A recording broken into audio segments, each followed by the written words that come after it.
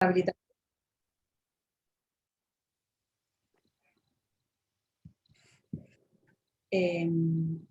Y antes de nada me gustaría comentaros bueno, ciertos conceptos para que queden claros de cara a el trabajo que hacemos día a día con nuestros pacientes. Entonces, bueno, vamos a hacer una breve introducción de la esclerosis múltiple. Como sabéis, es una enfermedad del sistema nervioso central y es desmielinizante. Actualmente en España hay unas 55.000 personas afectadas y supone la segunda causa de discapacidad en adultos jóvenes después del accidente de tráfico. Suele aparecer en torno a los 20-40 años en la edad adulta joven y de cada varón que la padece hay 2-3 mujeres, es decir, afecta más comúnmente a las mujeres. La esclerosis múltiple se dice que es desmielinizante, ¿vale? Ataca a la vaina de mielina de los axones de las neuronas. Entonces, la mielina, ¿qué es lo que hace? Permite la conducción del impulso nervioso, aumentando su velocidad y la eficacia. Al afectar a la mielina, esta velocidad, este input, se va a ver disminuido y por eso nos da los cuadros clínicos que vemos. Hay 4 tipos diferentes de esclerosis múltiple: la recurrente remitente, secundaria progresiva, primaria progresiva y progresiva recurrente, siendo la recurrente remitente la más frecuente. Hay 2 hipótesis principales, aunque el origen no está del todo claro. Dicen que influyen desde factores inmunitarios, factores infecciosos, como puede ser tras una infección del virus Epstein-Barr, que es un virus muy común, que lo que hace es, cuando nos infectamos, por la similitud del virus, de las proteínas del virus con las proteínas de la vaina de mielina, pues el sistema inmune ataca tanto a este virus como a la mielina. Entonces, desde ahí, se dice que podría desencadenar lo que es la esclerosis múltiple, aunque no está muy demostrado. Es un virus muy común, no quiere decir que contagiándonos, teniendo este virus, vaya a desencadenarse en la enfermedad, pero bueno, ahí hay estudios que dicen que pueda ser una de las posibles causas. Otra causa también puede ser que se baraja es las reactivaciones inespecíficas del sistema inmune, es decir, una enfermedad autoinmune que nosotros mismos atacamos a nuestra mielina, pero no está del todo claro. Vale. Ahora, dentro de los conceptos que me gustaría explicaros es el concepto de rehabilitación neurológica. Es un proceso que involucra a un equipo multidisciplinar que utiliza tanto medidas médicas, sociales, educativas, con el fin de mejorar el nivel de funcionalidad en aquellas personas que hayan padecido alguna lesión en el sistema nervioso central, mejorando de este modo la calidad de vida. Dentro del equipo multidisciplinar, que tiene como foco central el paciente, están pues todos los especialistas alrededor del mismo, que pueden ser desde el neurólogo, el médico rehabilitador, psicología, logopedia, enfermeros, fisioterapeutas, terapeutas ocupacionales, nutricionistas, trabajadores sociales, técnicos ortopédicos. Todos nosotros vamos a tener como foco en la mejoría del paciente, de nuestro propio paciente, ¿vale? Y cabe destacar también en este enfoque multidisciplinar, en este equipo multidisciplinar, el nacimiento de las asociaciones de esclerosis múltiple, que están promoviendo el conocimiento de la enfermedad, asistiendo, ayudando, acompañando tanto a los pacientes como a las familias, y nos aunan un poco también a todos los profesionales, con el fin de, me reitero un poco, en promover esa mejoría, esa calidad de vida en el paciente. Ahora, un concepto que me gustaría explicar es el concepto del CIF, de la Clasificación Internacional de Funcionalidad, de cara un poco a que veáis que el trabajo tanto de fisioterapia como de terapia ocupacional, en este caso, está aunado y está estandarizado y unificado por, en este caso por la Clasificación Internacional de Funcionalidad que presenta la OMS, la Organización Mundial de Salud, en el 2001. Y gracias a este concepto, a esta clasificación, permite describir el estado de funcionamiento, discapacidad y de salud en el paciente, ¿vale? Y fomenta también de este modo, en el caso de terapia y de fisioterapia, el uso de test estandarizados y validados, que más adelante os explicaremos, y nos da también una herramienta de cara a la investigación, de cara bueno, a que veáis que la fisioterapia está basada en artículos, en la investigación que se hace, que se demuestra, se ve que es beneficioso para el paciente, para mejorar, bueno, pues ese estado de salud. Ahora, otro concepto que me gustaría explicaros es el de plasticidad neuronal o neuroplasticidad. ¿Qué es esto? El cerebro es una estructura que no es una estructura estática, es una estructura dinámica, está en constante cambio desde el nacimiento hasta la edad adulta, el envejecimiento, el final de nuestros días. El cerebro es una estructura que tiene la capacidad de minimizar los efectos de una lesión en el sistema nervioso central a través de cambios estructurales y funcionales, ¿vale? Está eso, en constante cambio.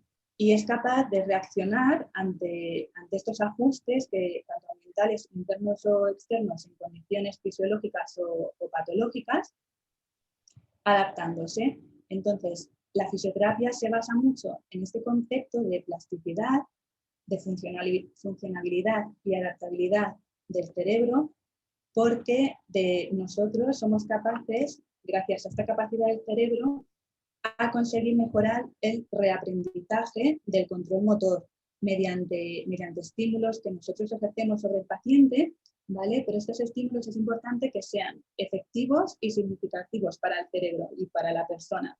En el tratamiento de fisioterapia siempre vamos a intentar que lo que trabajemos con nuestros pacientes sea algo significativo para ellos. De este modo vamos a intentar que el paciente mantenga la atención en el tratamiento, la concentración, y va a ser mucho más eficaz. Trasladaremos siempre este tratamiento que hagamos durante las sesiones, al principio trabajaremos de una forma más analítica, para luego trasladarlo a una actividad funcional, a un entorno lo más contextualizado posible para el paciente, y conseguir así, bueno, una mejoría mucho mayor.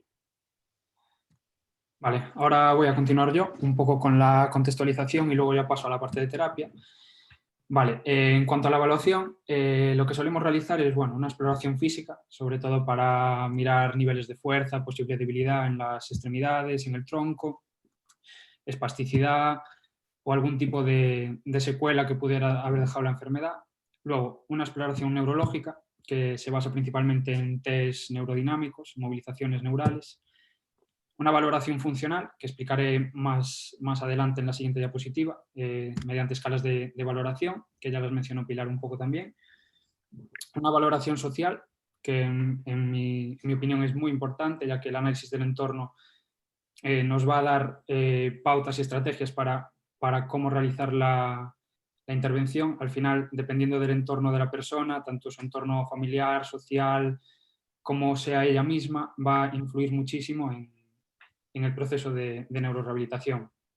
Y también una evaluación de la funcionalidad, donde vamos a ver el desempeño en las actividades básicas de la vida diaria de esa persona, el nivel cognitivo, la comprensión de órdenes, la memoria, si tiene problemas de memoria, etc.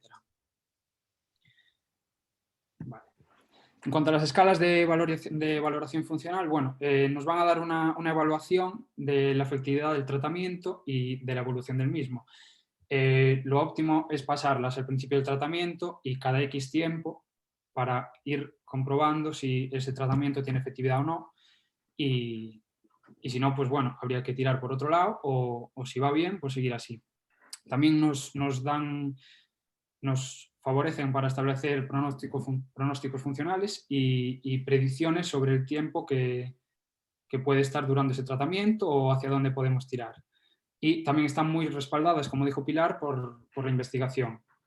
Vale, algunas de las escalas más utilizadas en esclerosis, aparte de estas, o sea, aparte de otras, son la escala Ashworth para medir la espasticidad, escalas de fatiga, como podría ser una escala de impacto de la fatiga, o la escala de gravedad de fatiga específica, que es específica para esclerosis múltiple, la FIM, que es la medida de independencia funcional, que va a valorar las actividades básicas de la vida diaria, donde las va a dividir en cognitivas y motoras, escala de Berg, para medir el equilibrio y el riesgo de caídas, índice de Bartel, que también medirá las actividades básicas de la vida diaria, o el Time Up and Go, también para el equilibrio. Aparte de estas, bueno, se podrían utilizar una también muy famosa, que es la SF36, que es un cuestionario de salud, o alguna específica como la Multiple Sclerosis Quality of Life 54, que es específica de calidad de vida de esclerosis.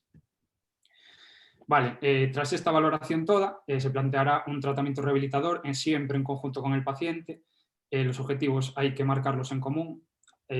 Vamos siempre a buscar lo significativo para la persona y teniendo en cuenta lo significativo y luego también déficits, discapacidad, dependiendo del grado de discapacidad que tenga, de los déficits que tenga, la situación clínica, si acaba de pasar un brote, si está en una fase que no empeora, y también el estadio evolutivo, uno de los 4 estadios que mencionó Pilar antes.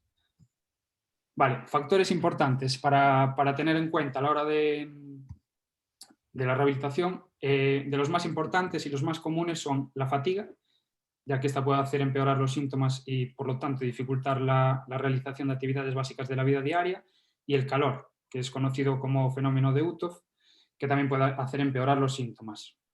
Vale, estos 2 síntomas están englobados en lo que es conocido como síntomas invisibles, entre los cuales, aparte de estos 2, pues están problemas cognitivos y emocionales, como pueden ser pérdidas de memoria, falta de concentración, falta de atención, ansiedad, alteraciones visuales, pueden ser vista borrosa, incluso neuritis óptica, que también está un poco relacionada con la esclerosis en algunos casos, alteraciones sensitivas, ya sea alteraciones al frío y al calor, alteraciones al tacto fino, tacto grueso, imposibilidad de reconocimiento de objetos sin mirarlos, etc. Algunas, disfunción sexual, también es uno de estos síntomas invisibles, y problemas de vejiga intestinales, de los cuales ahondará un poquito más mi compañera después. Vale, las estrategias de intervención que se siguen en el tratamiento principalmente son la prevención de déficits secundarios, luego el entrenamiento de nuevas habilidades para intentar mantener la función que hay, intentar compensar en la medida de lo posible con ayudas técnicas la función para así favorecer la autonomía de la persona, instruir a terceras personas, normalmente a familiares o cuidadores que estén ayudando pues, en el domicilio o en el trabajo, donde sea a la persona afectada, modificar también en la medida de lo posible el entorno sociolaboral. Por ejemplo, si el afectado aún está trabajando, podría adaptarse a su puesto de trabajo, buscar formas más ergonómicas que le ayudaran, eliminar barreras arquitectónicas, por ejemplo, en domicilios, el ancho de las puertas es algo muy común, también espacio para girar con la silla, sobre todo en el baño, y luego en los portales suelen tener todos escaleras, pero muy pocos tienen rampas, son cosas así que se podrían modificar. Y luego, aparte, aplicar técnicas psicológicas de educación y soporte al paciente. Vale, los problemas de los que más se suelen aquejar los pacientes con esclerosis múltiple, bueno, son una alteración de la movilidad, pérdida de esfuerzo en todas las extremidades, tanto miembros superiores como miembros inferiores, espasticidad, rigidez, ataxia, que es una pérdida de equilibrio, temblor, fatiga, como ya dije antes, y dolor. El dolor puede ser por muchas causas, dolor articular, dolor por inmovilidad, alteraciones sensitivas que son propias de la enfermedad, como la hiperexcitabilidad, etc. Vale, pusimos ejercicio físico en contextualización porque últimamente hay cada vez más evidencia de que funciona, de que tiene mucha parte positiva en el tratamiento. Y bueno, aquí están algunos de los beneficios que proporciona el ejercicio terapéutico, como son el aumento de fuerza muscular, flexibilidad, un buen balance muscular y luego mejoras en la realización de actividades básicas de la vida diaria, mejoras en la condición, en las funciones respiratoria y cardiovascular, sensación de fatiga, etc. Y en definitiva, va a mejorar la calidad de vida de los pacientes. Vale, ahora ya sí, más específico de terapia ocupacional. Normalmente en las personas con esclerosis múltiple se suelen ver afectados varios o casi todos los ámbitos de las actividades básicas de la vida diaria, siendo más perjudicados pues estas propias, que serían, por ejemplo, el autocuidado, la higiene personal, la alimentación, el descanso y el sueño, actividades instrumentales de la vida diaria, que serían ya más, por ejemplo, el uso del teléfono, el uso del dinero, el uso del transporte público y, por ejemplo, en casa, pues cocinar, poner la lavadora, hacer la cama, etcétera. El trabajo, mucha gente con esta enfermedad no puede trabajar, y la participación social también se ve afectada, por lo que nosotros vamos a intentar buscar o potenciar las limitaciones que tengan las personas en su participación. Los objetivos específicos de terapia ocupacional con esclerosis múltiple serán mantener, promover o recuperar las destrezas motoras, cognitivas y de interacción social de la persona. Se propondrán actividades que repercutan en las mejoras de las destrezas cognitivas. Se intentará potenciar o compensar las alteraciones de las funciones sensoriales, mediante trabajo específico también, y promover hábitos y rutinas saludables, como asesorar y formar en estrategias de conservación de energía. Vale, las estrategias de conservación de energía son simplemente un tipo de estrategias de estrategias en las que intentaremos realizar las funciones realizando el menor gasto de energía posible. O, por ejemplo, para realizarlas bien, pues estaría bien, por ejemplo, organizar el entorno, evitar hacer esfuerzos innecesarios, planificar anticipadamente lo que se quiere hacer y priorizar, hacer primero lo que es más importante y luego ya se realizará el resto. Además, también se adaptará la actividad y, aparte, el entorno, mediante la adaptación de utensilios en el domicilio, adaptación propia del domicilio, como en los baños, puertas, etcétera, el uso de productos de apoyo y la graduación de la actividad. Obviamente no se va a empezar al principio como vamos a acabar, vamos. Luego, aparte, se va a intervenir en el entorno social y de forma prioritaria con las personas de referencia y cuidadores principales. Como dije antes, asesorando, dando pautas, estrategias para, por ejemplo, sobre todo el tema de las transferencias, que suele haber dudas. Luego también adaptaciones, como dije antes, en el baño, sobre todo el tema de la ducha, asideros, agarraderas, el ancho de las puertas, etc. Y, en definitiva, se buscará promover la salud. Vale, los enfoques de intervención de terapia ocupacional serán, la prevención, que consistirá en evitar la aparición de limitaciones en la capacidad funcional de la persona. Intentaremos que aparezcan las menores limitaciones posibles secundarias a la enfermedad. El mantenimiento de las capacidades actuales que posea la persona.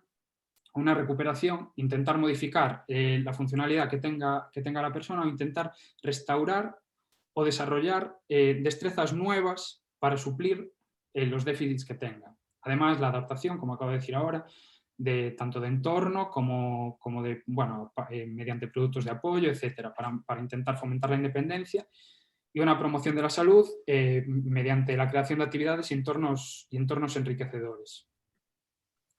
Vale. Ahí está. Ahí. No sé si es esta, pero bueno. En la rehabilitación de la marcha, desde terapia ocupacional principalmente lo que hacemos es el asesoramiento en productos de apoyo, en ayudas técnicas y órtesis. También podemos confeccionar férulas, órtesis de cualquier tipo, ayudar en, aconsejar sobre cuál sería la mejor, cuál no, también en andadores, tipos de andadores, etcétera. Muletas, es lo que se ve en la imagen principalmente, aparte de otras cosas ya, como la que voy a poner ahora. Por ejemplo, la rehabilitación de la marcha. Me parece interesante meter el tema de los bipedestadores aquí, ya que, aparte de ayudar en la propia rehabilitación de la marcha, son interesantes porque también, aparte de adaptarse a la bipedestación, a estar de pie, la gente que está en silla de ruedas, esto va a modificar el entorno, lo que va a contribuir a un mejor aprendizaje motor, que ya mencionó antes Pilar con el tema de la plasticidad neuronal. Vale. De todas formas, creo que me falta alguna... Sí, Me faltaban estas, perdón. Es que se me mueve. Vale, ahí está. Vale, ya me parecía a mí. Vale, el abordaje. El abordaje desde terapia tendrá como principal forma de intervención las actividades significativas para la persona. Actividades que tengan una importancia para ellas y dentro de los roles que realicen. Yo, por ejemplo, como terapeuta ocupacional, no voy a llegar a un domicilio, no voy a tener una sesión con una persona de esclerosis múltiple o cualquiera que nunca cocinara, nunca le gustó cocinar y no voy a hacer yo un entrenamiento orientado a tareas hacia la cocina o hacia esa actividad. Tendré que informarme sobre las cosas significativas para esa persona, pues por ejemplo, salir a la calle, andar en el ordenador, pintar, hacer lo que sea y enfocar el tratamiento hacia lo que ellos quieren. Y bueno, eso, enfocamos gran parte de la intervención en el uso terapéutico de las actividades con significado para ellos. Vale, los facilitadores del desempeño ocupacional pues serán los productos de apoyo, asesoramiento y adaptación y entrenamiento en su uso, como dije antes y dije varias veces, la supresión de barreras arquitectónicas, la educación y entrenamiento, una promoción de la autonomía, intentaremos que hagan todo lo posible por sí mismos con la menor ayuda posible, promover hábitos y rutinas saludables, la simplificación de las actividades por el tema de la conservación de energía, como dije antes, y una correcta higiene postural. Algo que yo considero muy importante, ya que al final nosotros tenemos una sesión de 1 hora, X tiempo, pero el resto del día están solos. Entonces, una correcta higiene postural durante el resto del día va a contribuir a una mejora y a un mejor avance del tratamiento. Vale, esto ya lo dije, esto también. Vale, y por último, las sillas de ruedas. En cuanto a las sillas de ruedas, pues igual que con los productos de apoyo. Asesoramos en su adaptación, en entrenamiento en su uso, sobre todo en el entrenamiento en las sillas de ruedas eléctricas, porque aunque parezcan sencillos, tienen su dificultad controlarlas, y recomendaciones sobre ellas, sobre tipos de cojines, distintas adaptaciones, reclinaciones, no reclinaciones, tipos de sillas, etc. Y ya está. Ahora le toca. Ahí está.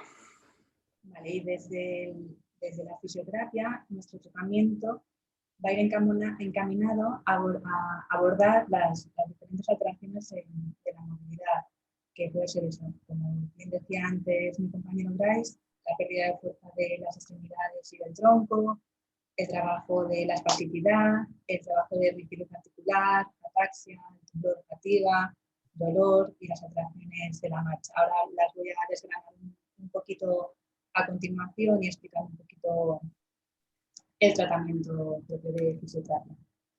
Vale. La rigidez articular que se da en las articulaciones tanto de los miembros superiores, de los brazos, como de los inferiores, las piernas y el tronco, lo trabajamos mediante, en fisioterapia existen diferentes métodos de trabajo, de rehabilitación neurológica, y es en los que nos apoyamos. No todos van a servir para todos los pacientes, pero bueno, a grandes rasgos es un poco para que sepáis lo que podemos hacer y muchas alteraciones que veremos a continuación que muchas veces los pacientes desconocen que desde la fisioterapia podemos ayudar. Siempre va a ser en conjunto con el resto de profesionales, pero bueno, desde fisio hay cosas que se pueden hacer y podemos ayudar, ¿vale? En cuanto a la rigidez articular, nos basamos en movilizaciones pasivas, asistidas o libres, y en los estiramientos y posturas mantenidas. Algo en lo que yo hago mucho hincapié con mis pacientes y les invito mucho a hacerlo, es el movimiento. Hay que moverse. Los pacientes es importante que os mováis, y nosotros vamos a, en los casos que se pueda, yo siempre voy a decir que el paciente mueva el brazo, mueva la pierna para hacer cualquier actividad hasta donde él se va capaz, y luego nosotros asistimos. A partir de que el paciente no es capaz, yo ayudamos, asistimos a realizar esa actividad. Pero siempre que el paciente sea capaz de hacer algo, hay que seguir haciéndolo, hay que trabajarlo, repetirlo para que no se pierda esa capacidad de realizar, ponerse el calcetín o ponerse la chaqueta o estirar el brazo para coger un vaso de agua, por ejemplo. En cuanto a la espasticidad, entendiendo la espasticidad como un incremento constante, patológico, involuntario del tono muscular, que afecta tanto a miembros superiores como a miembros inferiores, a la musculatura de las extremidades y del tronco. Y es de origen, el origen se encuentra en el sistema nervioso central. Hay un daño en el sistema nervioso central que hace que exista esa espasticidad. Nosotros esta espasticidad la vemos eso, como una limitación de la movilidad, con dificultad para la deambulación, en el caso de los miembros inferiores y del tronco. Los miembros superiores influyen mucho en la capacidad de deambular, las actividades de la vida diaria. Indirectamente vemos restricciones articulares, también como hablamos de la rigidez.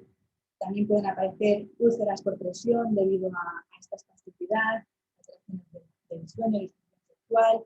Todo esto, la espasticidad influye mucho y limita mucho la movilidad de los pacientes. Y aumenta también muchas veces la discapacidad y la alteración de la calidad de vida. No siempre es indeseable porque la espasticidad, entendido eso como ese aumento del tono muscular, muchas veces nos ayudan a las transferencias, a que el paciente se ponga de pie, al mantener un poquito esa bipedestación asistida para realizar una transferencia, para la ayuda del vestido a los cuidadores. Y sí que es verdad que también incidimos mucho, yo incido mucho, seguro que veráis también, porque lo hablaba antes, a instruir a los cuidadores, familia, que estén con los pacientes. Muchas veces, cuando con el tema de la espasticidad, cuando movemos a lo mejor un brazo, si lo movemos rápido, vamos a ver que ese brazo nos está haciendo mucha resistencia, ¿no? Y cuanto más rápido lo queremos mover, más resistencia nos va a hacer. Entonces, muchas veces es mejor ir despacito, poco a poco, que el paciente haga el movimiento hasta donde sea capaz, lo que explicaba antes que me inspiró mucho, y luego nosotros asistir a la actividad que estamos haciendo, ¿no? ¿Cómo abordamos la espasticidad desde el punto de vista de fisioterapia? Bueno, pues, fisioterapia, que vienen siendo movilizaciones, potenciando patrones de movimiento adecuado, estiramientos mantenidos, y una vez más veis que muchas veces nos repetimos en las cosas, pero son conceptos muy importantes en el tratamiento y en el día a día de los pacientes. La higiene postural. Una buena higiene postural durante el día, durante las rutinas del día a día en los pacientes es fundamental. Nosotros os vamos a ayudar mucho a conseguir esa higiene postural, tanto desde el punto de vista de terapia, ayudándoos con las diferentes ayudas técnicas, como desde el punto de vista de fisio, ¿no? Y siempre hacemos mucho hincapié en los pacientes que van en silla de ruedas, que vayan bien sentados, bien alineados, con la espalda bien derecha, bien alineada, porque a la larga una mala higiene postural va a derivar en muchos otros problemas, ¿no? Entonces, bueno, es algo que hacemos mucho hincapié porque es muy importante. Vale. La ataxia o el temblor es ese trastorno que se caracteriza por una falta de coordinación en los movimientos voluntarios, ¿no? Quiero ir a coger algo y ese temblor que aparece, esa dificultad, esa disfunción, ¿no? Desde fisioterapia también lo abordamos y lo tratamos. Hacemos ejercicios de equilibrio, de coordinación, con diferentes aparatos que nos pueden ayudar. También nos ayudamos mucho de lastres en la pelvis, incluso para dar un poquito más de estabilidad. A esto ya son cosas un poco más específicas, ¿no? Pero siempre hay que estudiar cada caso en particular, ¿no? Porque a pesar de que la esclerosis múltiple es una enfermedad como tal, se llama la enfermedad de las mil caras por algo, ¿no? Y es por la heterogeneidad que hay entre los diferentes pacientes. Entonces, no va a afectar igual a un paciente que a otro. Y del mismo modo que no afecta igual un paciente a otro, incluso teniendo el mismo tipo de esclerosis, el tratamiento va a ser completamente diferente. Entonces, siempre nos vamos a adaptar a cada paciente de una manera individualizada. Eso también creo que es importante destacarlo. También vamos a abordar desde la fisioterapia la fatiga, ¿vale? Lo comentaba antes también Bryce. Vamos a intentar reducir el gasto energético. Lo podemos hacer incluso desde, que luego lo comentaré más adelante, desde la fisioterapia respiratoria. También existe la fisioterapia respiratoria y hacemos mucho hincapié en eso, en un correcto patrón respiratorio.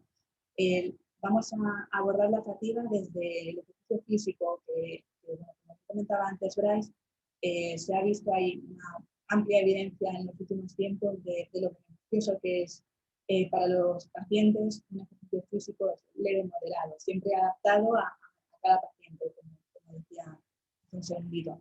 Eso, mantener la temperatura corporal fría, pues lo que también explicó antes Bryce, lo explico antes Bryce. Las correctas rutinas de sueño y de descanso es fundamental, ¿vale? Si no dormimos bien, por eso yo también muchas veces pregunto a los pacientes cómo han pasado la noche, cómo descansan, para saber un poco en el día a día qué tal están, qué podemos hacer. No nos sirve de nada en una sesión de fisioterapia trabajar mucho, hacer mucho, si luego el paciente va a estar agotado el resto del día.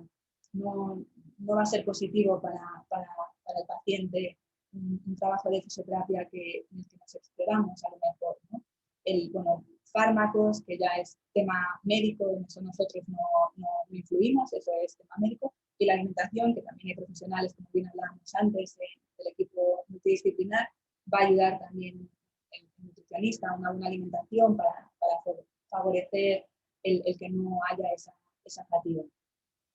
Como veis, siempre al final es lo que comentaba antes, ¿no? Que muchas de las alteraciones que vemos en nuestros pacientes nos vamos a ayudar un profesional a otro a intentar que esa alteración la mejoremos en la medida de lo posible, desde la fisioterapia, el profesional, el médico con su abordaje. Siempre nos vamos a intentar ayudarlos unos a los otros por el bien de nuestros pacientes, ¿no?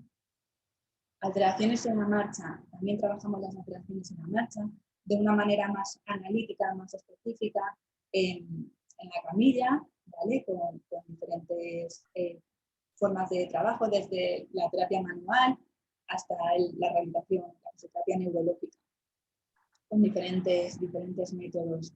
La reeducación de la marcha, aparte de trabajarla de una manera más específica, más analítica, mejor cada patrón de movimiento, segmentando un poquito lo que es el análisis de la marcha, luego lo traspasamos a la propia marcha. Y en la propia marcha vamos a hacer un tratamiento un poco más convencional, en una paralela, una cinta de marcha, siempre según el estado del paciente, según la evolución, el estadio evolutivo de la enfermedad, ¿vale?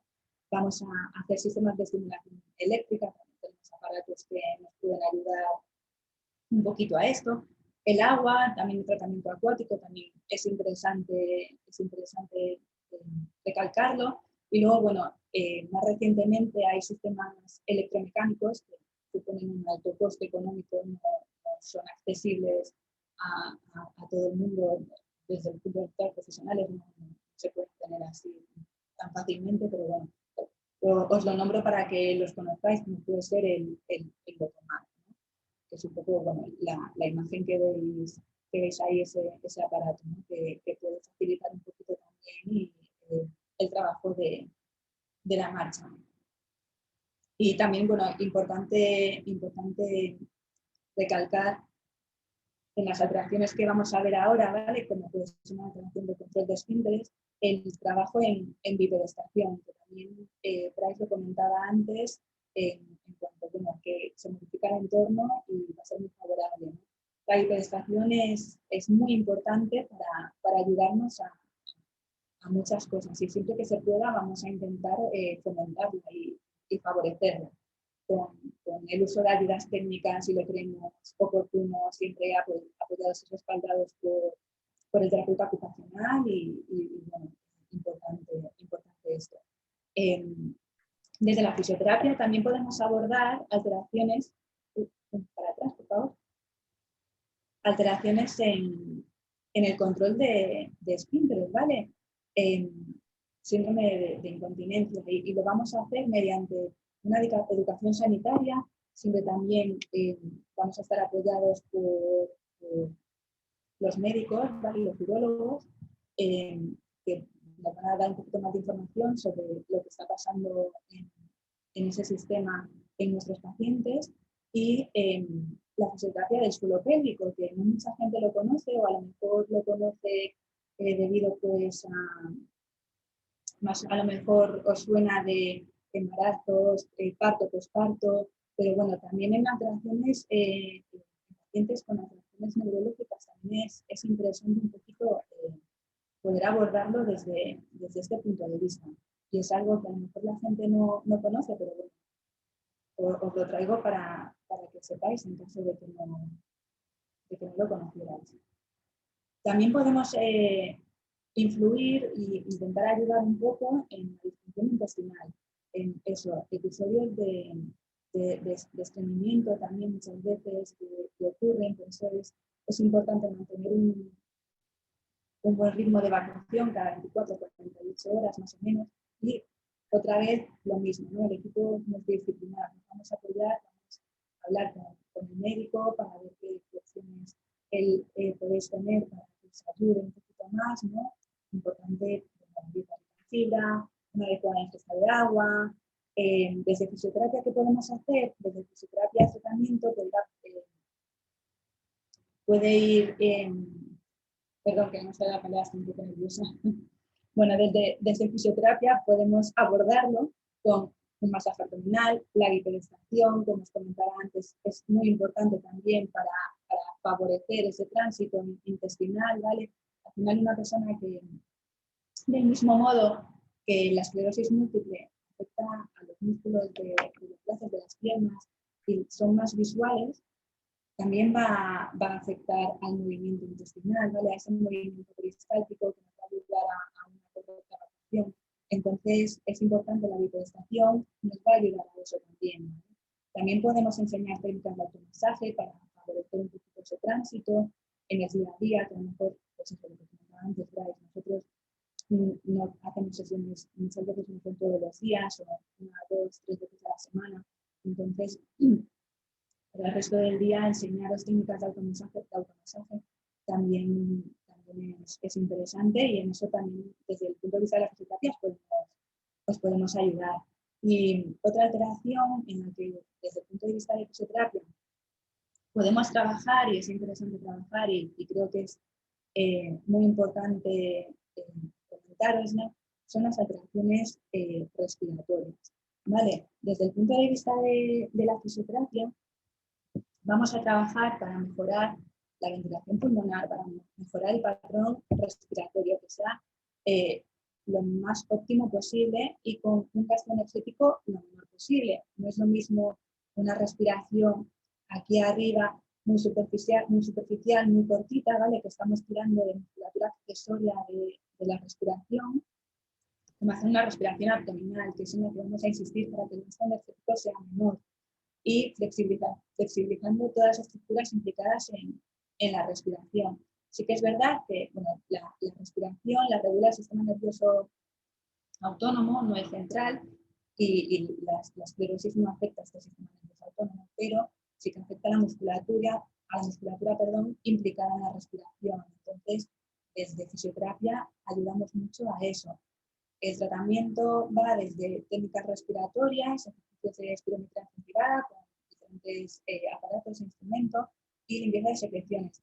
Quiero recalcar aquí también mucho: la limpieza de secreciones puede venir dada por infecciones respiratorias, y estas infecciones respiratorias muchas veces también vienen derivadas de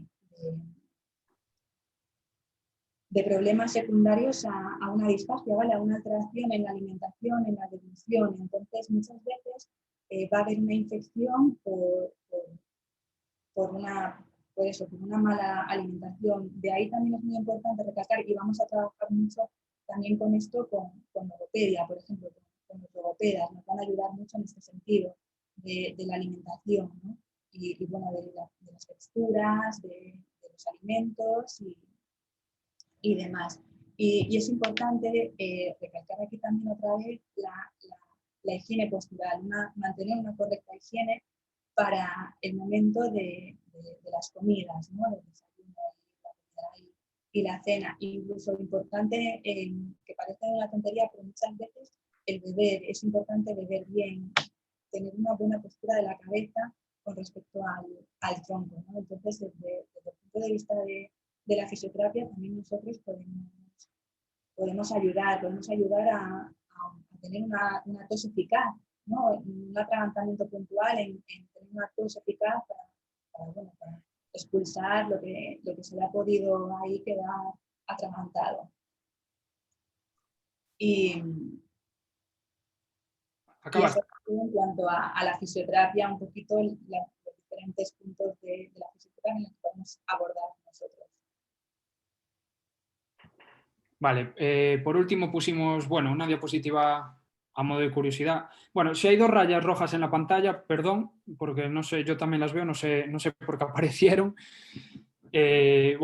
Pusimos una diapositiva al final, eso, a grandes rasgos sobre lo que hacemos tanto Pilar como yo en las sesiones. Al final el trabajo, aunque tengamos objetivos diferentes, el trabajo en la propia sesión es muy similar, con algunos cambios, pero para alguien de fuera es prácticamente lo mismo.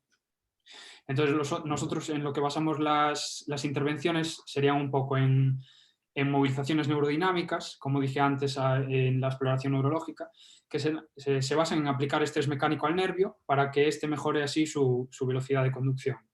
Entonces esto va a favorecer al movimiento y también a veces puede incluso disminuir el dolor. Vale, entrenamiento de fuerza, que como dijimos ya varias veces, cada vez tiene más evidencia y va a ayudar y a contribuir a mejorar en las actividades básicas de la vida diaria. Luego, trabajo específico de movilidad y estiramientos, tanto estiramientos pasivos como activos y estáticos como dinámicos, para intentar ganar el mayor rango de movimiento posible, porque esto va a tener una transferencia a la vida real y va a contribuir también a una mejora de la realización de las actividades básicas de la vida diaria. Y también un trabajo específico de control motor y aprendizaje motor. Y luego, lo que nos diferencia un poco a la hora del tratamiento es que yo probablemente haga un tratamiento un poquito más orientado a tareas, con un entrenamiento orientado a tareas, que también está respaldado por mucha evidencia, y Pilar hace una intervención ya también con una parte de fisioterapia respiratoria que yo obviamente no puedo hacer. Vale, y por último, nada, pusimos un par de artículos, por si alguien tiene curiosidad, también para que veáis que hay mucha evidencia de lo que hacemos, un par de ellos sobre ejercicio. En este, por ejemplo, se habla de diferentes déficits, cómo puedes mejorarlos mediante X ejercicios y la mejora que vamos a obtener. Este también sobre el ejercicio y la mejora de las destrezas motoras. Uno aquí en español sobre alimentación, descanso y sueño en esclerosis, cómo puede repercutir en el desempeño ocupacional de las personas. Y también pusimos uno de cómo las personas con esclerosis múltiple perciben cómo realizan las actividades básicas de la vida diaria después de haber recibido una rehabilitación interdisciplinar. Y nada, aquí acaba. Pues muchas gracias Bryce, muchas gracias Pilar. Y ahora vamos a haceros algunas preguntas, algunas consultas que tenemos. Si van surgiendo a la gente que está escuchando, que aún puede hacerlas, así que sin ningún problema. Una pregunta es que nos habláis de las férulas en terapia ocupacional, yo creo. ¿Cuál sería la función de las férulas? ¿En qué beneficiarían eso a un paciente con esclerosis múltiple? Pues, por ejemplo, a conseguir determinada posición. O sea, muchas veces, debido a los patrones, como dijo ella, los patrones, por ejemplo, un patrón flexor, las extremidades superiores, sobre todo, siempre van a tender a la flexión y luego, si quieres realizar una actividad con las manos, pues va a favorecer, en este caso, por ejemplo, la extensión, la pinza. No tienen por qué ser férulas estáticas, pueden ser férulas dinámicas que permitan el movimiento o que favorezcan el movimiento. Tampoco tienen por qué ser férulas muy rígidas, pueden ser férulas con un material parecido al al kinesio, que no son férulas como tal, pero harían una función parecida. Y luego, por ejemplo, en miembros inferiores, el foot up no lo hacemos nosotros, pero podemos recomendarlo para, por ejemplo, gente que tiene poca flexión dorsal de tobillo, que le va a influir en la marcha, o le va a influir, por ejemplo, para conducir o para ponerse los calcetines, como el ejemplo que puso antes Pilar. Bueno, tendría un beneficio ese, sobre todo como, entre comillas, inducir el movimiento, forzar el movimiento para que luego esas adherencias o espasticidad o lo que haya se vaya reduciendo y poder hacer un movimiento más funcional y más efectivo. Vale. Y después habláis mucho del deporte y del ejercicio, ¿no? Que realmente favorece mucho a los enfermos de esclerosis. Ahora que hemos pasado además la pandemia, que ha habido que estar en casa muchas horas, ¿qué consejos o qué tipo de ejercicios, deportes daríais a la gente para temporadas en las que no se puede hacer mucho fuera? Bueno, yo ya no deporte como tal, sino movimiento, cualquier tipo de movimiento. En casa se puede hacer, hay muchas variantes, por ejemplo, puedes hacer sentadillas, sentarte y levantarte del sofá, sentarte y levantarte de una silla, flexiones contra una pared, si te son muy fáciles, pues flexiones en el suelo con rodillas apoyadas. Si tienes algo de material, pues mejor, con unas bandas elásticas, o si no, simplemente caminar, estar activo, moverse. Y serían los consejos que yo daría. No hace falta hacer un deporte como tal, de ir a jugar al tenis o ir a jugar al baloncesto, sino actividad física, ejercicio físico. Al final va a ser, es eso, tiene mucha evidencia, va a mejorar, siempre hay que tener en cuenta la fatiga. Obviamente, pues si aumenta mucho la fatiga, los síntomas van a empeorar. Entonces, siempre jugando con eso. Y es lo que yo diría. No sé si Pilar quiere decir algo diferente. Efectivamente, siempre vamos a fomentar el movimiento, ¿no? Y es importante también que esta actividad física siempre esté un poco respaldada por un profesional sanitario, porque al final somos quienes conocemos a nuestros pacientes y a lo mejor hay ejercicios que no estarían de todo recomendados precisamente por la heterogeneidad de cada patología, de cada persona. Para unos sí y para otros no, ¿no? Pero bueno, sí que se ha visto efectivamente el movimiento como tal, trabajo de ejercicio aeróbico, y también es muy importante y se está dando mucho bombo también porque realmente funciona al trabajo de fuerza, ¿no? Al trabajo de fuerza, y con fuerza no me refiero a coger unas pesas y venga, ¿no? El trabajo de fuerza puede ser con nuestro propio cuerpo, ¿no? Unas sentadillas es trabajo de fuerza. Pero bueno, sí que quiero recalcar el que siempre esté respaldado un poquito por un profesional, ¿no? Entonces, bueno, si hay alguna duda, acudir a vuestro fisioterapeuta de referencia y él os, fisioterapeuta, terapeuta ocupacional, y él os dará pautas, ¿no? Así, es que estandarizar y globalizar es un poco complicado, ¿no? Porque cada persona es diferente y la situación de cada persona es diferente, ¿no? Pero bueno, sí que en casa se pueden hacer muchas cosas y, como decía Bryce, no es necesario tampoco tener mucho material, simplemente con unas bandas elásticas ya sería más que suficiente, ¿no?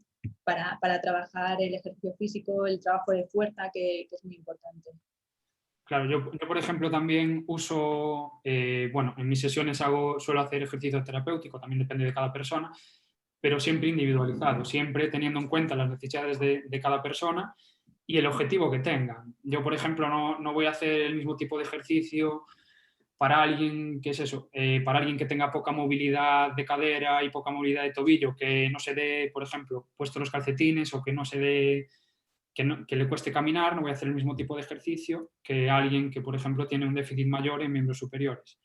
O sea, es un ejemplo muy radical, pero bueno, sería algo así, siempre individualizado y siempre con una justificación. ¿Por qué haces cada cosa? O sea, no hacer tampoco unas sentadillas porque sí, sino hacer unas sentadillas de X forma y para buscar un objetivo. No ponerte a hacerlas, que tampoco estaría mal, vamos, pero bueno, yo en mi caso lo hago así. Si hago unas sentadillas, las hago de una forma, pues para buscar eso, un movimiento en específico. Luego, aparte, también estiramientos. Desde mi punto de vista también son muy importantes. Igual que lo que hago es combinar trabajo de fuerza con estiramientos. Y combino uno y otro y bueno, va bastante bien. A mí me funciona, a mí me gusta también. Y aparte de que también hace las sesiones un poco más dinámicas, más entretenidas y aparte la motivación que da a la gente, ver que puede hacer más, que está mejorando, etcétera. Sí, bueno, el ejercicio, uno de los efectos positivos que tiene es al final el nivel emocional, ¿no? Siempre es algo que favorece y se ha visto, ¿no? Entonces, sí que es muy importante la actividad física, el ejercicio, sí. Sí, sí. Vale, y luego entre consultas también tenemos, nos han hecho una, que es ahora mismo está como muy de moda esta del exoesqueleto. En esclerosis múltiple, ¿realmente el exoesqueleto tiene algunos beneficios o no hay nada demostrado? No sé, porque ahora está como muy de moda, pero no sé si realmente es... A ver, yo conozco el exoesqueleto, realmente nunca he trabajado con él. No sé, Bryce, si tienes... Yo Sí. conozco, pero tampoco nunca lo usé. Al final yo creo que es como todo, ¿no? A lo mejor ayuda a unos pacientes sí y a otros no. Habría que valorar cada caso en particular. Bryce, no sé si quieres comentar algo.